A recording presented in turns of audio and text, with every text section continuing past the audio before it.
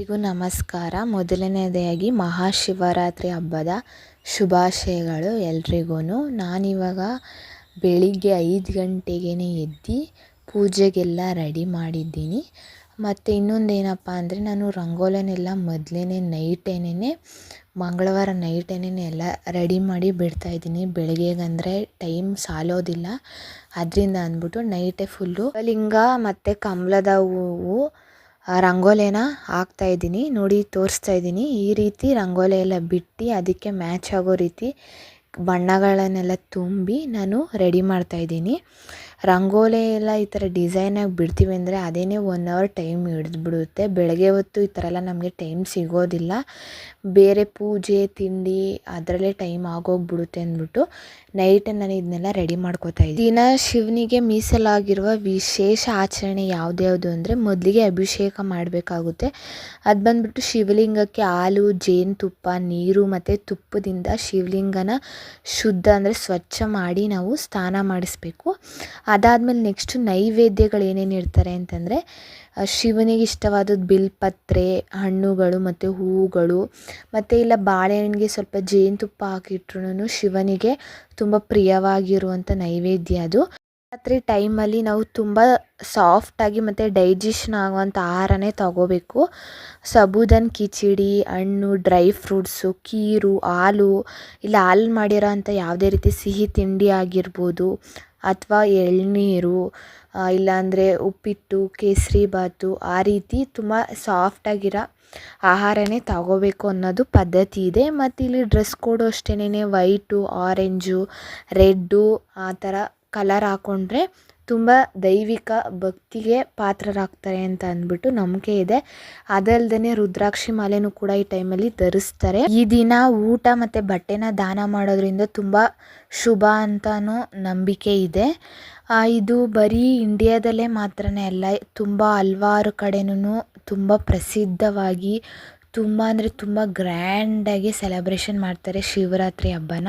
ಇದು ಇಂಡಿಯಾದಲ್ಲಿ ಮಾತ್ರ ಅಲ್ಲದೆ ನೇಪಾಳ, ಶ್ರೀಲಂಕಾ, ಫಿಜಿ ಆ್ಯಂಡ್ ಇಂಡೋನೇಷ್ಯಾದಲ್ಲೂ ಕೂಡ ಶಿವರಾತ್ರಿ ಹಬ್ಬನ ಆಚರಣೆ ಮಾಡ್ತಾರೆ. ಮತ್ತು ತುಂಬ ಮೆರವಣಿಗೆಗಳಿರುತ್ತೆ, ದೇವಸ್ಥಾನಗಳಲ್ಲಿ ಪ್ರಾರ್ಥನೆ ಇರುತ್ತೆ, ಹಾಡು, ಭಜನೆ, ಭಕ್ತಿಗೀತೆಗಳು ಆ ಥರ ಎಲ್ಲ ಕಾರ್ಯಕ್ರಮಗಳನ್ನು ಏರ್ಪಾಡು ಮಾಡ್ತಾರೆ. ಇಡೀ ನೈಟು ಜಾಗರಣೆ ಮಾಡೋದಕ್ಕಂತಲೇ ಶಿವನಿಗಾಗಿಯೇ ಇದೊಂದು ರಾತ್ರಿನ ಮೀಸಲಿಡ್ತಾರೆ. ಅದರಿಂದ ಶಿವನ ಭಕ್ತಿಗೆ ಪಾತ್ರರಾಗ್ತೀವಿ ಮತ್ತು ನಾವೇನೇ ಅಂದ್ಕೊಂಡ್ರೂ ಅದನ್ನು ಶಿವ ಕರುಣಿಸ್ತಾನೆ ಎಂಬ ನಂಬಿಕೆಯಿಂದ ಎಲ್ಲರೂ ಶಿವನಿಗೆ ರಾತ್ರಿ ಜಾಗರಣೆನ ಮಾಡ್ತಾರೆ ಎಲ್ರೂ. ನಾನು ರಂಗೋಲಿನೆಲ್ಲ ಬಿಡಿಸಿದಾಯಿತು. ಇವಾಗ ಸುಮಾರು ಒಂದು 8:30 ಅಂತ ಆಗಿದೆ ಟೈಮು. ನಾನು ರಂಗೋಲಿ ಎಲ್ಲ ಬಿಡಿಸೋಷ್ಟರಲ್ಲಿ ನಮ್ಮ ಹಸ್ಬೆಂಡು ಪಾದಯಾತ್ರೆ ಎಲ್ಲ ಮುಗಿಸ್ಕೊಂಡು ಅವರು ಮನೆಗೆ ಬಂದರು. ಪ್ರತಿ ವರ್ಷದಂತೆ ಶಿವರಾತ್ರಿ ಹಬ್ಬಕ್ಕೆ ಎಲ್ಲ ಕಡೆಯಿಂದ ಧರ್ಮಸ್ಥಳಕ್ಕೆ ಪಾದಯಾತ್ರೆ ಬರ್ತಾರೆ. ಲಕ್ಷಾಂತರ ಕೋಟ್ಯಾಂತರ ಜನ ರಾಜ್ಯದ ಮೂಲೆ ಮೂಲೆಯಿಂದನೂ ಬರ್ತಾರೆ. ಪಾದಯಾತ್ರೆಗೆ ಬರೋರು ಶಿವನ ಪಂಚಾಕ್ಷರಿ ಮಂತ್ರನ ಪಠಿಸ್ಕೊಂಡೇ ಬರೋ ಅಂಥದ್ದು. ಮತ್ತು ಶ್ರೀ ಕ್ಷೇತ್ರ ಮಾಲೆ ಮಹದೇಶ್ವರ ಬೆಟ್ಟಕ್ಕೂ ಕೂಡ ಲಕ್ಷಾಂತರ ಸಂಖ್ಯೆಯಲ್ಲಿ ಪಾದಯಾತ್ರೆಗೆ ಜನರು ಹೋಗ್ತಾರೆ. ಇನ್ನು ಪಾದಯಾತ್ರೆಗಳಿಗೆ ಅನುಕೂಲಕ್ಕಾಗಿ ತಾಳು ಬೆಟ್ಟದಿಂದ ಮಲೆ ಮಹದೇಶ್ವರ ಬೆಟ್ಟಕ್ಕೆ ಸುಮಾರು 10 ಕಡೆ ಮಿನಿ ಟ್ಯಾಂಕ್ಗಳನ್ನ ಇಡಲಾಗಿದೆ. ಸಮರ್ಪಕ ಕುಡಿಯೋ ನೀರಿನ ವ್ಯವಸ್ಥೆನೂ ಕೂಡ ಮಾಡಿರ್ತಾರೆ ಪಾದಚಾರಿಗಳಿಗಂತಲೇ. ಮತ್ತು ತಾಳ್ಬೆಟ್ಟದಿಂದ ಅವ್ರ ಆರೋಗ್ಯ ತಪಾಸಣೆ ಇರುತ್ತೆ. ಪ್ರಾಥಮಿಕ ಆರೋಗ್ಯ ಕೇಂದ್ರನೂ ಕೂಡ ಅಲ್ಲಿ ಓಪನ್ ಮಾಡಿದ್ದಾರೆ. ಮತ್ತು 50ಕ್ಕೂ ಹೆಚ್ಚು ಮೊಬೈಲ್ ಶೌಚಾಲಯಗಳು ಕೂಡ ಇಡಲಾಗಿದೆ. ಇಲ್ಲೂ ಅಷ್ಟೇನೆ ಧರ್ಮಸ್ಥಳಕ್ಕೆ ಹೋಗ್ಬೇಕಾದ್ರೇನೆ ಅಲ್ಲೇ ಕುಡಿಯೋದಕ್ಕೆ ನೀರು, ಊಟ, ಪ್ರತಿಯೊಂದು ಫ್ರೂಟ್ಸು, ಟೀ, ಕಾಫಿ ತುಂಬ ಜನ ಪಾದಚಾರಿಗಳಿಗಂತ ಕೊಡ್ತಾರೆ. ಅದಲ್ಲದೆ ಮತ್ತು ಲೆಗ್ಗಿಗೆ ಮಸಾಜ್ ಮಾಡೋಕ್ಕೆ ಆಗಲಿ ಮತ್ತು ಅವ್ರಿಗೆ ಆರೋಗ್ಯ ತಪಾಸಣೆ ಮಾಡೋಕ್ಕಾಗಲಿ, ಅವ್ರಿಗೇನಾದರೂ ಟ್ರೀಟ್ಮೆಂಟು ಕೊಡಬೇಕಾಗಲಿ ಅದೆಲ್ಲ ಫ್ರೀಯಾಗಿ ಅದನ್ನ ನಡೆಸ್ತಾರೆ ಕ್ಯಾಂಪ್ ಹಾಕಿ. ಅದರಿಂದ ಅದು ಹೋಗೋದು ಗೊತ್ತಾಗಲ್ಲ. ಆದಷ್ಟು ನಾವು ದೇವ್ರನ್ನ ನೆನೆಸ್ಕೊಂಡು ಹೋದರೆ ನಮ್ಮ ಮನೇಲಿ ಬಂದ್ಬಿಟ್ಟು ಇವರು ಫ್ರೈಡೇ ನೈಟ್ ಬಿಟ್ಟಿರೋ ಅಂಥದ್ದು ಪಾದಯಾತ್ರೆನ ಸ್ಟಾರ್ಟ್ ಮಾಡಿರೋ ಅಂಥದ್ದು. ಅವ್ರು ರಿಟರ್ನ್ ಬಂದಿದ್ದು ಟ್ಯೂಸ್ಡೇ ನೈಟು ಅಂತಂದರೆ ಟ್ಯೂಸ್ಡೇ ಮಾರ್ನಿಂಗೇ ಅವ್ರಿಗೆ ದರ್ಶನ ಎಲ್ಲ ಆಗಿತ್ತು.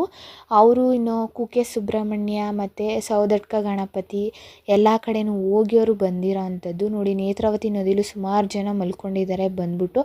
ಆದಷ್ಟು ನೈಟೇ ನಡೆಯೋದು ಗೊತ್ತಾಗಲ್ಲ. ಇನ್ನು ಬೆಳಗ್ಗೆ ಹೊತ್ತು ಸ್ವಲ್ಪ ಬಿಸಿಲಿರೋದ್ರಿಂದ ನಡೆಯೋದಕ್ಕೂ ನಮಗೂ ಬಾಡೀಲಿ ಎನರ್ಜಿ ಇರೋಲ್ಲ, ಟಯರ್ಡ್ ಆಗಿಬಿಡ್ತೀವಿ ಬೇಗ. ಅದರಿಂದ ನೈಟ್ ವಾಕ್ ಮಾಡಿದ್ರೆ ತುಂಬಾ ಜರ್ನಿ ಬೇಗ ಕಂಪ್ಲೀಟ್ ಆಗುತ್ತೆ ಅಂತ ಹೇಳ್ತಾಯಿದ್ರು ನಮ್ಮ ಮನೇಲಿ. ತುಂಬ ಅಂದರೆ ತುಂಬ ಚೆನ್ನಾಗಿತ್ತಂತೆ ಹೋಗಿ ಬಂದಿದ್ದೆಲ್ಲ. ಧರ್ಮಸ್ಥಳಕ್ಕೆ ಒಂದು ಮನಸ್ಸಿಗೇನೋ ನೆಮ್ಮದಿ ಇತ್ತು. ಪ್ರತಿ ವರ್ಷವೂ ಹೋಗ್ತಾರೆ. ಈ ವರ್ಷ ತುಂಬ ಸ್ಪೆಷಲಾಗಿತ್ತು.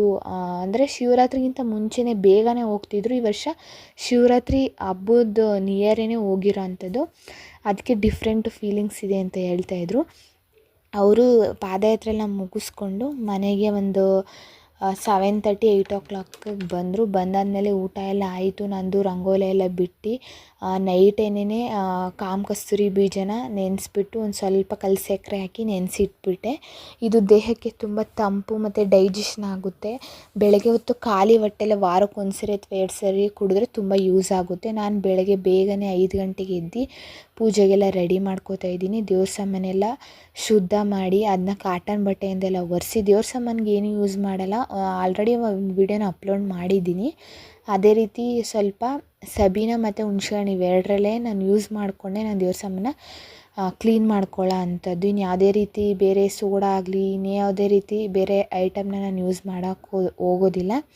ಅದಾದಮೇಲೆ ದೇವ್ರ ಸಾಮಾನೆಲ್ಲ ನಾನು ಇವಾಗ ಕ್ಲೀನ್ ಮಾಡಿದ್ದಾಯಿತು. ಅದಕ್ಕೆ ಅರಿಶಿನ ಕುಂಕುಮ ಗಂಧ ಅಥವಾ ವಿಭೂತಿ ನಿಮ್ಮ ಮನೇಲಿ ಏನೇನು ಇರ್ತಾರೋ ಅದೇ ರೀತಿ ನಾನು ಇಟ್ಕೊಂಡು ರೆಡಿ ಮಾಡ್ತಾಯಿದ್ದೀನಿ. ಕಳಸಕ್ಕೆ ನೀರೆಲ್ಲ ಹಾಕ್ಕೊಂಡು 5 ವೀಳ್ಯದೆಲೆಗೆ ಅರಿಶಿನ ಕುಂಕುಮ ಎಲ್ಲ ಇಟ್ಟು ಅದಕ್ಕೆ ಹಾಕಿ ಮೊದಲಿಗೆ ಕಾಯಿ ಏನು ಅಂತಂದರೆ ಇಲ್ಲಿ ನೀವು ಆಂಜನೇಯ ಟೆಂಪಲ್ಗೆ ಹೋಗಲಿ ಇಲ್ಲ ಬೇರೆ ದೇವಸ್ಥಾನಗಳಲ್ಲಿ ನಿಮಗೆ ಹೋಮ ಮಾಡಿರುವಾಗ ಕಾಯಿನ ಕೊಡ್ತಾರಲ್ಲ, ಅದನ್ನು ಕಳಸದ ನೀರೊಳಗಡೆ ಹಾಕಿಟ್ರೆ ತುಂಬ ಒಳ್ಳೆಯದು ಮನೇಲಿ ಅಂತ ಅಂದ್ಬಿಟ್ಟು ನಮ್ಮ ಮನೇಲಿ ಕಾಯಿನ ಇತ್ತು. ಕಾಯಿನ ನಾವು ಪೂಜೆ ಮಾಡುವಾಗ್ಲೂ ಪ್ರತಿ ದಿವಸನೂ ಹಾಕ್ತೀವಿ. ಹಾಕಿಟ್ಟು ಕಾಯಿಗೆಲ್ಲ ಅರಿಶಿನ ಕುಂಕುಮ ಎಲ್ಲ ಇಟ್ಟು ನಾನು ಅಲಂಕಾರ ಮಾಡ್ಕೋತಾ ಇದ್ದೀನಿ ದೇವ್ರಿಗೆ. ಇವಾಗ ಅಲಂಕಾರ ಎಲ್ಲ ಮುಗ್ದಿದ್ದಾದಮೇಲೆ ನಾನು ಮನೆಯೆಲ್ಲ ಸ್ವಚ್ಛ ಮಾಡೋಣ ಅಂತ ಅಂದ್ಬಿಟ್ಟು ಕಸ ಎಲ್ಲ ಗೂಡಿಸ್ಬಿಟ್ಟು ಸ್ವಲ್ಪ ಪಚ್ಚಕರ್ಪೂರ, ಅರಿಶಿನ ಪುಡಿ, ಸಾಲ್ಟು ಹಾಕ್ಬಿಟ್ಟು ಮನೇನ ಒರೆಸಿದಾಯಿತು. ಒರೆಸಾದ್ಮೇಲೆ ತುಳಸಿ ಕಟ್ಟೆಗೆ ಮತ್ತು ಹೊಸ್ಲಿಗೆಲ್ಲ ಅರಿಶಿನ ಕುಂಕುಮ ಎಲ್ಲ ಇಟ್ಟು ರಂಗೋಲಿಯನ್ನು ನೈಟೇ ಬಿಟ್ಟಿದೆ. ಅಂದರೆ ಹೊಸ್ಲಿಗೆಲ್ಲ ಬೆಳಗ್ಗೆನೇ ಅರಿಶಿನ ಎಲ್ಲ ಹಚ್ಚಿ ಬಿಡಬೇಕಲ್ಲ ಅಂತ ಅಂದ್ಬಿಟ್ಟು ಹೊಸ್ಲಿಗೆಲ್ಲ ರಂಗೋಲಿ ಎಲ್ಲ ಬಿಟ್ಟು ತುಳಸಿ ಗಿಡಕ್ಕೆಲ್ಲ ಅರಿಶಿನ ಕುಂಕುಮ ಎಲ್ಲ ಹಚ್ಚಿ ಗೆಜ್ಜೆ ಹೆಸ್ರನ್ನೆಲ್ಲ ಹಾಕಿ ಹೂವು ಹಾಕಿ ನಾನು ಅಲಂಕಾರ ಮಾಡಿದ್ದಾಯಿತು.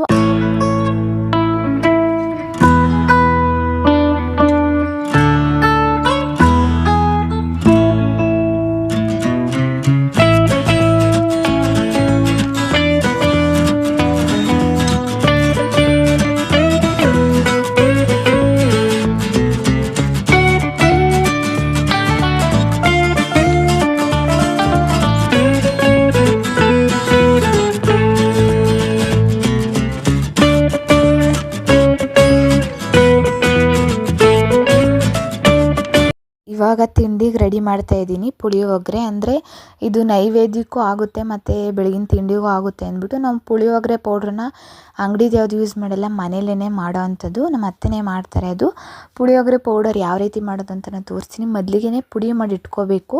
ಅದನ್ನ ಪುಡಿ ಮಾಡಿ ಇಟ್ಕೊಂಡ್ರೆ ನಾವು ಹುಣಸೆಹಣ್ಣ ಕಲಸಿಬಿಟ್ಟು ಅದನ್ನ ನೋಡಿ ಕುದಿಸ್ಬೇಕು. ಈ ಥರ ಕುದಿಸಾದ್ಮೇಲೆ ಅದಕ್ಕೆ ಸ್ವಲ್ಪ ಬೆಲ್ಲ ಹಾಕಿ ಹುಣಸೆಹಣ್ಣು ಹಾಕಿ ಚೆನ್ನಾಗಿ ಕುದಿಬೇಕು. ಅದು ಕುದ್ಮೇಲೆ ನಾವು ಪೌಡ್ರ್ ಮಾಡಿ ಇಟ್ಕೊಂಡಿರ್ತೀವಲ್ಲ ಪುಳಿಯೋಗರೆ ಪೌಡ್ರನ್ನ, ಅದು ನಮ್ಗೆ ಎಷ್ಟು ಬೇಕು ಅಷ್ಟು ಹಾಕ್ಬಿಟ್ಟು ಬಿಳಿ ಎಳ್ಳನ್ನ ಫ್ರೈ ಮಾಡಿಬಿಟ್ಟು ಅದನ್ನ ಪುಡಿ ಮಾಡಿಬಿಟ್ಟು ಆ ಪೌಡ್ರನ್ನ ಹಾಕ್ಕೋಬೇಕು. ಮತ್ತು ಸಾಲ್ಟ್ ಹಾಕ್ಬಿಟ್ಟು ಸ್ವಲ್ಪ ಮೇಲೆ ಬಿಳಿ ಎಳ್ಳನ್ನ ಉದುರಿಸ್ಬಿಟ್ರೆ ಅದು ಗೊಜ್ಜು ರೆಡಿ ಆಗುತ್ತೆ. ಆ ಗೊಜ್ಜನ್ನ ನಾವು ಬೇಕಾದಾಗ ಒಗ್ಗರಣೆ ಮಾಡ್ಕೋಬೋದು. ಫ್ರಿಜ್ಜಲ್ಲಿ ಇಟ್ಕೊಂಡ್ರೆ ಸಾಸಿವೆ, ಕಡಲೆಬೇಳೆ, ಕಡಲೆಕಾಯಿ ಬೀಜ, ಕರಿಬೇವು ಸೊಪ್ಪು, ಬ್ಯಾಡಗಿ ಮೆಣಸಿನ್ಕಾಯಿ ಹಾಕ್ಬಿಟ್ಟು ಚೆನ್ನಾಗಿ ಫ್ರೈ ಮಾಡಿಬಿಟ್ಟು ಇದು ರೆಡಿ ಮಾಡಿರ್ತೀವಲ್ಲ ಗೊಜ್ಜನ್ನ ಅದನ್ನ ಹಾಕ್ಬಿಟ್ಟು ಚೆನ್ನಾಗಿ ಮಿಕ್ಸ್ ಮಾಡಿದ್ರೆ ಪುಳಿಯೋಗರೆ ಗೊಜ್ಜು ರೆಡಿಯಾಗುತ್ತೆ. ಅದು ಪೌಡ್ರನ್ನೇ ಸಪ್ರೇಟ್ ಮಾಡಿ ಇದನ್ನ ಗೊಜ್ಜು ಮಾಡಬೇಕಾಗಿರೋದು. ಅದು ಪೌಡರ್ ಹೆಂಗೆ ಮಾಡ್ತಾರೆ ಅಂದ್ಬಿಟ್ಟು ನಾನು ಇನ್ನೊಂದು ವೀಡಿಯೋನ ಅಪ್ಲೋಡ್ ಮಾಡ್ತೀನಿ ಸಪ್ರೇಟಾಗಿ.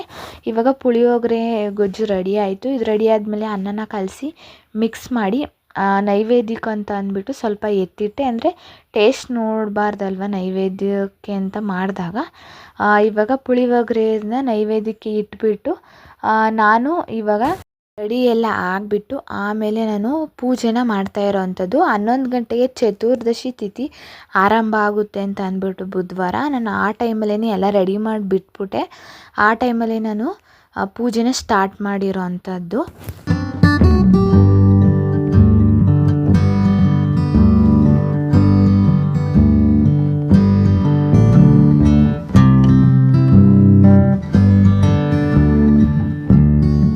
ಪೂಜೆ ಎಲ್ಲ ಮುಗೀತು. ಮತ್ತು ತಂದಿರೋವಂಥ ಪ್ರಸಾದನೂ ಕೂಡ ಧರ್ಮಸ್ಥಳದ್ದು, ಅದನ್ನು ಇಟ್ಟೆಲ್ಲ ಪೂಜೆ ಮಾಡಿ ಕಾಯಲ್ಲಿ ಕಟ್ತಾರಲ್ಲ ಮನೆಗೆ ದೃಷ್ಟಿಗೆ ಅಂತ ಅಂದ್ಬಿಟ್ಟು ಅದೆಲ್ಲ ಇಟ್ಟು ಪೂಜೆ ಎಲ್ಲ ಮಾಡಿದ್ದಾಯಿತು. ಇವಾಗ ಮಧ್ಯಾಹ್ನ ಊಟಕ್ಕೆ ಅಂದ್ಬಿಟ್ಟು ಅನ್ನ ಸಾಂಬಾರು, ಬೇಳೆ ಸಾಂಬಾರು ಮಾಡಿ ಬಜ್ಜಿ ಹಾಕೋಣ ಅಂತ ಅಂದ್ಬಿಟ್ಟು ಎಲ್ಲ ರೆಡಿ ಮಾಡ್ತಾಯಿದ್ದೀನಿ ಬಜ್ಜಿ ಮಾಡೋದಕ್ಕೆ.